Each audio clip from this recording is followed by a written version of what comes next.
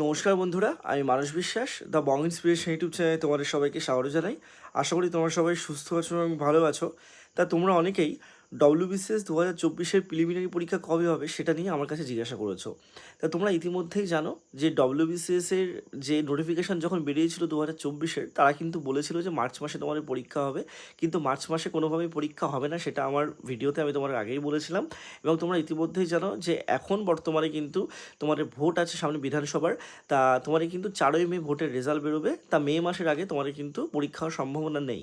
তো অ্যাকচুয়ালি কবে তোমাদের মানে পরীক্ষাটা হবে, তোমাদের ভোটের রেজাল্ট বেরোনোর কি 7 দিনের মধ্যে পরীক্ষা হবে না কবে হবে, তা সেটাই আজকের এই ভিডিওতে বলছি। তা দেখো, তোমাদের ভোটের রেজাল্ট 4 তারিখে বেরোবে এবং 6 তারিখের মধ্যে সমস্ত প্রসেস কমপ্লিট হবে। এবং ভোটের রেজাল্ট বেরোনোর পরেই তো তোমাদের সব কিছু হয় না, তোমাদের অবশ্যই অ্যাডমিট কার্ডটা বেরোতে হবে। তা মোটামুটি এইটুকু ধরে চলো যে 15 থেকে 20 দিন আগে তোমাদের কিন্তু অ্যাডমিট কার্ডটা বেরোবে। এবং একটা ভোটের রেজাল্ট বেরোনোর পরে কিন্তু আবার কোন পদে কে থাকবে, কোন মন্ত্রিত্বে কে থাকবে, সমস্ত কিছু এইগুলো কিন্তু ডিসিশন হবে। তা মোটামুটি এইটুকু তোমরা ধরে চলো যে তোমাদের কিন্তু ভোটের রেজাল্ট অর্থাৎ যে 4ই মে, এই 4ই মের পর মিনিমাম একটা মাস কিন্তু গ্যাপ থাকবে। একটা মাসের মধ্যে তোমাদের কিন্তু যে পরীক্ষা সেটা কিন্তু হবে মোটামুটি জুন মাসের দিকে, প্রথম দিকে, ফার্স্ট বা সেকেন্ড উইকে তোমাদের কিন্তু মানে এই ডব্লিউবিসিএস প্রিলিমিনারি পরীক্ষা হওয়ার সম্ভাবনা সব থেকে বেশি প্রবল।